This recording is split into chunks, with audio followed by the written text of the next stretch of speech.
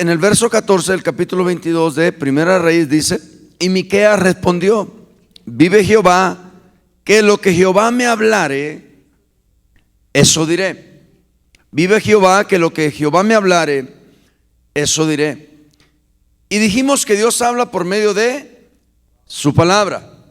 Entonces, bueno, hoy vamos a tomar esto con entendimiento de que lo que Dios me hablare, es decir, lo que Dios me habla en su palabra o a través o por medio de su palabra, eso diré.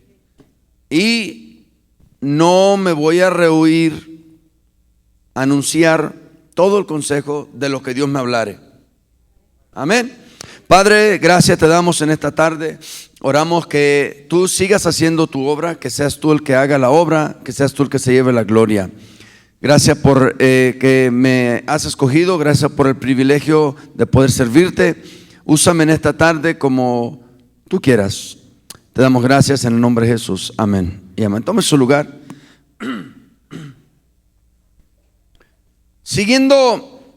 Bueno, yo sigo con lo del hombre de Dios, siguiendo esta línea del hombre de Dios que empezamos el domingo. ¿Cuántos estuvieron aquí? Siguiendo esta línea de enseñanza, continúo acerca del texto que leímos. ¿Qué quiere decir lo que acabamos de leer? Bueno, ¿o qué significa? Primero, que el ministro, el predicador, el pastor, debe predicar nada más ni nada menos que el completo consejo de la palabra de Dios tal como aparece en la Escritura. ¿Estamos aquí? Ok. Todo el que se pare a predicar su palabra, o sea, la palabra de Dios, debe de predicar lo que la palabra de Dios habla y dice. Decía una persona que la Biblia no se puede interpretar sola y que necesitan intérpretes. Yo no estoy de acuerdo. Yo creo que la Biblia se puede interpretar sola perfectamente, porque la palabra de Dios es perfecta. No necesita ayuda. Los que necesitamos ayuda somos nosotros. En segundo lugar, el pueblo de Dios debe querer la predicación de la Escritura con los objetivos y metas específicos que Dios asignó. Hablaba con Dani anoche y una de las cosas de las que hablamos fue de que es tan importante que el que va a compartir una palabra comparta el consejo completo de la palabra de Dios y que esté bien para hacerlo, es decir, que sea apto, ¿sí? Que esté preparado. Dice Pablo, no un neófito. Pero también hay otra parte que es muy importante. Una parte es la del mensajero con su mensaje y la otra parte es del receptor del mensaje. Es bien importante porque si yo predico un buen mensaje y estoy apto y preparado para predicar ese mensaje, pero los que están recibiendo ese mensaje no están aptos ni preparados, por más bueno que sea el mensaje, no lo vas a recibir. Al igual como a la inversa, si tú vienes preparado y estás apto para recibir un mensaje, pero yo no te doy un buen mensaje, no vas a recibir nada. Entonces, antes de continuar, necesitamos entender que la iglesia debe de venir con un hambre y un deseo de que Dios le hable y no querer escuchar lo que me gusta escuchar, sino que necesitar escuchar o querer escuchar lo que necesito escuchar. Entonces, te digo esto para que te prepares, para que no estés distraído, para que no estés entrando y saliendo, porque te puedes perder una parte del mensaje y esa puede ser crucial. Entonces, el pueblo de Dios debe querer la predicación de la Escritura con los objetivos y metas específicos que Dios asigna a cada enseñanza. El pueblo no debe de decir, no me gusta esta doctrina, o no quiero ser reprendido en la predicación, o no me gusta la disciplina de la palabra. Dios ha dado la Escritura y su predicación para enseñar, redarguir y para disciplinarnos. ¿Estamos aquí? Entonces uno no debe solo querer ser enseñado y exhortado a vivir piadosamente en Cristo Jesús, sino que tú debes también necesitar que la doctrina y las advertencias de la Escritura sean enseñadas y proclamadas, porque hay veces que ellas son las que nos detienen de que caigamos o algo, ¿no? Entonces debes de buscar siempre venir a la iglesia con un deseo, una hambre por la palabra de Dios, una pasión por la palabra de Dios. Estamos aquí, entonces dice Juan 5:39, escudriñad las Escrituras. Y quiero que sepas que cada vez que la Biblia habla de la palabra escritura o la palabra escrituras se menciona en el Nuevo Testamento, siempre está haciendo alusión a las antiguas escrituras. Aunque para nosotros hoy en día pues las escrituras en realidad representa todo, pero cuando aquí se hablaba o se especificaba las escrituras, cuando Jesús estaba diciendo esto a los judíos, le estaba diciendo, oigan, escudriñen lo que ya tienen. Y lo que ellos tenían era las escrituras del Antiguo Testamento, parte de ellas. Entonces dice, escudriñad las escrituras porque a vosotros os parece que en ellas tenéis ¿qué? La vida eterna. Y ellas son las que dan testimonio de mí. Lo que la iglesia necesita es el testimonio de Jesucristo, el cual solamente puede adquirirse por medio de las escrituras. Nada más te puede dar el testimonio de Jesús más que las escrituras, porque ellas son las que dan testimonio de Jesús. Juan 7:38, el que cree en mí, como dice la escritura. De nuevo, estos son tiempos en que la iglesia debe de buscar que el que les va a predicar les predique de acuerdo a la escritura, para que puedan creer de acuerdo a la escritura, para que tengan su fe de acuerdo a la escritura, para que puedan recibir las promesas que están de acuerdo a la escritura. Por eso Pablo en 1 Corintios, en el capítulo 2 por ahí, dice que cuando él fue a predicarles a los corintios, él no fue con palabras ¿qué? Persuasivas, no. Dice, así que hermanos, cuando fui a vosotros para anunciaros el testimonio de Dios, no fui con excelencia de palabras o de sabiduría. No sirve que el que esté parado aquí traiga un tipo de lenguaje que tú no entiendas. Es necesario que nosotros no vengamos aquí buscando likes, toques. Es necesario que no vengamos aquí buscando agrado. Es necesario que no vengamos aquí con palabras que digas, wow, mira cómo se preparó, cuánta sabiduría. Nada de eso. Pablo dice que él no vino con excelencia de palabras o de sabiduría. Dice, pues me propuse no saber entre vosotros cosa alguna sino a Jesucristo y a este crucificado. Y estuve entre vosotros con debilidad y mucho temor y temblor. Wow, eso es cierto, porque cuando uno está entre la gente se tiene uno que cuidar mucho, porque la gente está nada más viendo los errores de uno, ¿verdad? Y ni mi palabra ni mi predicación fue con palabras ¿qué? Persuasivas, de humana sabiduría, sino con demostración del Espíritu y de poder. Note, yo no debo de manipular a la gente, yo no debo de hacer que la gente haga lo que yo pienso, lo que yo quiero. Si la palabra de Dios no te habla y no te mueve, nada ni nadie lo va a hacer. Entonces, en los tiempos de los corintios había muchos que iban y por medio de su intelecto y por medio de su inteligencia estaban arrastrando a los congregantes de la iglesia en Corinto, porque aquellos se quedaban admirados. Porque acuérdese que Corinto era una ciudad ¿dónde?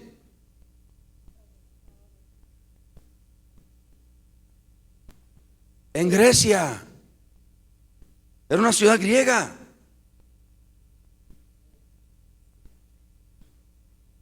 Entonces dice Pablo a los romanos en el capítulo 1 que los judíos buscan ¿qué? Señales. Y los griegos ¿qué? Sabiduría. Entonces cuando venía alguien, recuerde que de los griegos vienen las letras, o sea, muchísimas cosas, porque siempre fue un pueblo que buscaba la sabiduría. Entonces cuando llegaba uno y enseñaba algo, wow, se iban con él. Y cuando llegaba otro y enseñaba algo mejor, se iban con él. Y cuando venía otro y enseñaba algo mejor, se iban con él. Entonces siempre andaban buscando escalar, y siempre andaban buscando a quien tenía mayores palabras, y palabras persuasivas, palabras que los movían. Entonces Pablo les dice: hey, yo no vine a ustedes como vinieron aquellos, porque aquellos vinieron y los vislumbraron, y ustedes fundaron su fe en las palabras de ellos. ¿Se acuerda aquí mismo en Corinto donde dice que muchos habla de Apolos? Y, ¿verdad? Había una distinción y había una división, porque Apolos era una persona muy estudiosa, tenía mucho conocimiento y mucha inteligencia, pero tenía poca espiritualidad. Entonces dice, unos dicen que son de qué, otros de qué, y otros de Cefas. Entonces note cómo las personas fundaban su doctrina, su fe en Apolos, en Pablo y en Cefas. ¿Por qué? Porque hablaban bonito, porque tenían palabras ¿qué? Persuasivas, de humana ¿qué? Sabiduría. Por más bonito que hable una persona, si su palabra no está fundamentada en la palabra de Dios, está hueca, vacía e incapaz e inútil de llevar a cabo cualquier tipo de cambios o transformaciones. Y el verso 5 es clave, dice: para que vuestra fe no esté fundada en la sabiduría de los hombres, ni en Pablo, ni Apolos, ni en Cefas, sino en el poder de Dios. Cuando una persona tiene su fe fundada en la palabra de Dios, esa persona crece, porque está sembrada junto a aguas de reposo. Salmo 1:3 también, Jeremías 17. Vemos claramente que es un árbol que está plantado junto a corrientes de agua, que da su fruto a su tiempo y su hoja no cae. Cuando la persona ha creído en Jesucristo, se ha arrepentido de sus pecados, le ha entregado su vida al Señor, está en el camino de la santificación, porque entiende que ha sido justificado, entiende que ha sido perdonado de sus pecados, entiende que su nombre fue escrito en el libro de la vida. Entonces esta persona tiene su fe fundamentada en la palabra de Dios, cree en el Hijo de Dios que vino a morir por sus pecados, y está esperando la orden del Padre para que el Hijo venga en todo su resplandor y gloria a recogerlo de nuevo. ¿Cuántos dicen amén? Pero necesitamos creer en ese Cristo como dice la Escritura, no como dice el pastor, o dice el profeta, o dice el apóstol, o como dice el hombre. Todo mundo, si usted le pregunta, tiene una idea diferente acerca de lo que le pregunte. Todo mundo tiene una opinión distinta acerca de ciertos asuntos o tópicos. Y si hay algo en lo que nosotros debemos de estar en un mismo sentir y de acuerdo y hablar una misma cosa, es en la palabra de Dios. Porque esta agarra por parejo, no distingue. La palabra de Dios hace su trabajo. Amén. Ahora, quiero hablar nada más pronto acerca de la palabra para fundamentar esto y continuar adelante. Dice la palabra de Dios en 2 Timoteo capítulo 3, versículo 16 y 17. Dice: toda la escritura es inspirada por Dios. Toda la escritura es inspirada por Dios. ¿Por quién es inspirada la escritura? Ok, la versión en inglés dice soplada, breath, soplada por Dios. ¿Y útil para qué? Para enseñar, para redarguir, para corregir, para instruir en justicia. Note, toda enseñanza, toda amonestación, toda corrección, toda instrucción, toda justicia debe de aplicarse única y solamente por la palabra de Dios, porque la palabra de Dios fue inspirada, es decir, es Dios el autor de ella, y es Él el que lleva a cabo toda enseñanza, toda amonestación, toda corrección, toda instrucción, porque Él es un Dios de justicia. Cuando el hombre se cree con el status quo de enseñar, de amonestar, de corregir, de instruir y de hacer su propia justicia, entonces vemos que el plan de Dios es puesto a un lado y el hombre es puesto como el verdugo y juez. Y esto no es lo que Dios quiere. Dios no anda buscando que cada quien agarre una porción de la Biblia y la aplique a su manera y busque sus seguidores. Aunque esto es lo que ha estado pasando por muchos años. Personas leen la Biblia y la entienden de otra manera, y la interpretan de otra manera, y entonces comienzan a buscar gente que lo siga. Y le voy a decir esto, y no sé si me lo va a creer, pero para todo hay gente. Para todo hay gente. Si usted se mete al internet, usted se va a dar cuenta había un evangelista que agarró un zapato y dijo: el zapato está ungido. Y comienza a golpear a la gente y comienza a aventar el zapato, y los que agarran el zapato caen bajo la unción del zapato. Otros caen bajo la unción de la manguera y está orando por alguien y le hace así. Otro la unción del chicle, otro la unción de la escoba. Y para toda gente. Si usted ve ahí, los lugarcitos estaban llenos, ¿sí? Porque las personas ignoraban las escrituras, porque las personas tenían su fe fundamentada en palabras persuasivas de humana sabiduría. Si alguien hubiese ido a la Biblia tantito nada más y haber orado y haberle dicho: Espíritu Santo, por favor, enséñame, el Espíritu Santo le haya llevado a la palabra correcta, le haya enseñado y lo haya sacado de su error. Pero vemos que para todo hay gente. Mira, le voy a decir una cosa y créamelo: donde se predica la palabra de Dios con verdad es donde menos a veces hay gente. Porque hay una cosa que la palabra hace. Cuando la palabra de Dios es predicada, la palabra hace esto: enseña, amonesta, corrige, instruye. Y hay muchas personas que no les gusta la enseñanza. Otras personas no les gusta la amonestación. A otros no les gusta ser corregidos. A otros no les gusta que los instruyan. A mí déjame así, yo estoy bien. Yo voy a la iglesia, ofrendo diezmo, canto unos cantos, levanto mis manos, digo amén, aleluya, y saludo al pastor y todo está bien. Es más, te ayudo a hacer unos talentitos ahí y te ayudo a limpiar el templo, pero ahí estamos bien, no me muevas de ahí. Pero la palabra te va a mover. La palabra te va a instar. La palabra te va a incomodar. La palabra te va a sacudir. Porque hay un propósito por el cual Dios la envía. Y la palabra no responde a ti. La palabra responde a su autor. Es Dios el que inspira la palabra. Por lo tanto, cuando Dios habla su palabra, la palabra de Dios responde a Él. Y va a hacer lo que Él la mandas. Así de que cuando tú vienes a escuchar la palabra, te estás exponiendo con gran posibilidad de escuchar algo que muy probablemente no te va a gustar. Pero cuando es el caso, es que estás mal, porque la palabra es buena. La palabra solamente incomoda a los que están mal. ¿Sabías tú que la ley nunca es para el justo? Si tú eres una persona justa, buena, no eres un criminal ni nada, o sea, ¿qué importa que hagan 20 leyes, 100 leyes? Para ti no sirven esas leyes, porque tú vives ya eso. ¿Sí me explico? Pero para los criminales, ya viste, van a dar sentencia sobre sentencia y se preocupan. Tú no te preocupas porque vives una vida justa. Entonces la palabra de Dios es buena para los que viven dentro de su parámetro. Para los que viven fuera de su parámetro, wow, ahí está el asunto. ¿Estamos aquí? Dice: a fin de que el hombre de Dios sea perfecto. Nota el propósito. El origen de la palabra es que Dios la inspiró. Ese es el origen, la palabra es de Dios. Juan capítulo 3 verso 1 dice: en el principio era el verbo era con Dios, el verbo era Dios. ¿Quién es ese verbo? Sí, el verso 14 del capítulo 1 del libro de Juan dice: y el verbo se hizo carne y habitó entre nosotros, Jesucristo. Él es el verbo, Él es la palabra.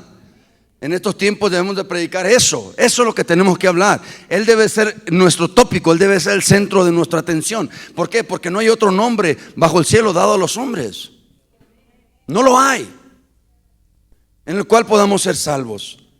Entonces la palabra tiene un fin, y el fin de la palabra es que el hombre de Dios sea ¿qué? Perfecto, enteramente preparado. ¿Para qué? Para toda buena obra. Tú no te preparas por hombres, tú te preparas por la palabra. La palabra es la que te capacita, porque es útil. ¿Para qué? Para enseñar. Te voy a decir esto, no me lo vas a creer. Todo lo que necesitas es la palabra. La palabra es una caja de herramientas. Te enseña, te instruye, te corrige, te redarguye. Lo que tú necesites. Y ahorita te voy a decir un poquito qué quieren decir estas cosas, porque a veces las personas no entienden el significado, ¿verdad? ¿Estamos aquí o no? Cuando hablamos de la palabra enseñar, toda escritura es inspirada ¿por quién? ¿Y para qué es útil? Para enseñar. Esto es que principios de sabiduría, normas divinas o verdades espirituales. Enseñar. Enseñar.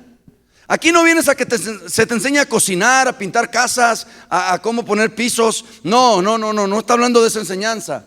Aquí no vienes a que se te enseñe el abecedario, a que aprendas a escribir letra cursiva. Aquí no vienes a aprender a tejer. No, aquí no vienes a nada de eso.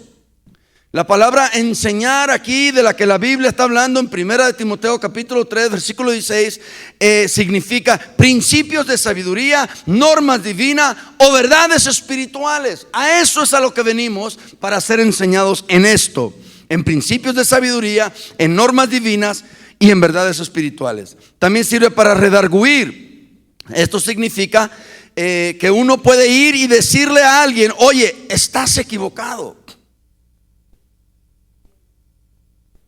Estás equivocado. Esto es redarguir.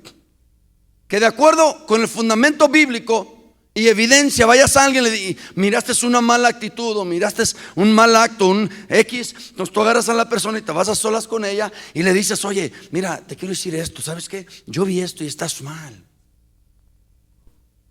Pero dice Pablo que lo hagamos con toda paciencia y doctrina. O sea, no lo hacemos porque somos los vigilantes de la iglesia. Lo hacemos porque amamos a las personas y no queremos que las personas se vean así. Y para que las personas den buen testimonio. Entonces significa que tú puedes ir y decirle a alguien: oye, estás mal, estás equivocado. No te puedes comportar así. Hay una norma y no la estás cumpliendo. Es decir, fuiste enseñado ¿en qué? Porque ya lo vimos, en principios de sabiduría, en normas divinas y en verdades espirituales. Oye, ¿por qué no estás caminando en ellas? Fuiste enseñado en ellas. Entonces, eso es redarguir a una persona. ¿Estamos aquí? Entonces, la escritura también es buena para corregir, lo cual dice a la persona que uno acaba de redarguir: no hagas eso, haz esto. Ese es el camino correcto y además estamos ayudando a la persona a que se corrija. ¿Te acuerdas cuando el rey David pecó? Llegó el profeta y en aquellos tiempos las situaciones eran de vida o muerte. El profeta sabía que si llegaba a rajatabla lo iban a matar. Porque no, o sea, hay gente a la que no puedes llegarle así porque no va a recibir, va a matar el mensaje que traes. Tú necesitas usar sabiduría de Dios. Y entonces llega el profeta Natán a David y le dice: mi señor, rápidamente, digo, te la voy a dejar así. Dice: había un hombre que tenía muchos animalitos y había uno que tenía uno, y aquel que tenía muchos recibió una visita de fuera y fue y le quitó el único animalito a su vecino para darle de comer al vecino que vino de fuera. Entonces David le dice: dime quién es para mandarlo decapitar. Y ya que el profeta lo tenía en el lugar donde lo quería, entonces lo redarguye y le dice: ese eres tú.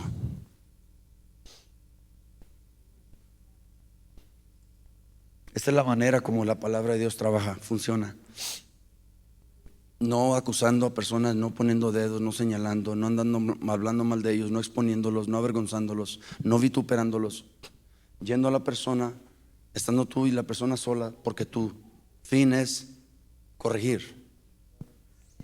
Y tu respaldo es la Biblia. Tú estás mirando a ese hermano como que ya está en las llamas del infierno y estás metiendo tus manos ahí para sacarlo. Porque dice Pablo: aquel que se cree estar firme, cuida que no caiga. ¿Por qué? Porque quizá un día vas a estar tú también en estas llamas y alguien va a meter su mano y te va a sacar a ti. ¿Cuántos estamos aquí? Y Pablo además aconseja que lo hagamos con mansedumbre, ¿verdad? Con espíritu de mansedumbre. Y mansedumbre sabemos que es humildad. Como Sem y Jafet se fueron de reversa para cubrir la desnudez de su padre. ¿Sí? Eso es mansedumbre. Es decir, no querer ver la falta de aquel, no querer ver la falta de aquella, no querer avergonzarlos, no querer desnudarlos, sino más bien cubrirlos. Ese es el fin y el propósito. ¿Estamos aquí? Entonces también es buena para instruir en justicia. Entonces le señala el nuevo camino y le muestra cómo andar en él. Ahora, esto es tan fácil y tan sencillo que una persona va por el camino correcto, de repente se distrae, se sale y agarra otro camino y luego otro. Entonces ya anda perdido. Entonces alguien lo ve y le dice: oye, ven, de aquí te enseño, te voy a enseñar, ven, no es por aquí. Y luego le agarra la mano y le dice: oye, ya vi dónde te saliste. Y le dice: pero no te preocupes, ven, yo te voy a decir por dónde. Y finalmente lo lleva y le dice: no te salgas de este camino, porque este camino te va a llevar donde tú quieres llegar. Ahí se encierran los 4 principios de la utilidad de la palabra. Le enseñó, le redarguyó, le corrigió y le instruyó. De eso se trata la palabra. La palabra no es para agarrarle y golpear. La palabra no es para agarrarle y acusar.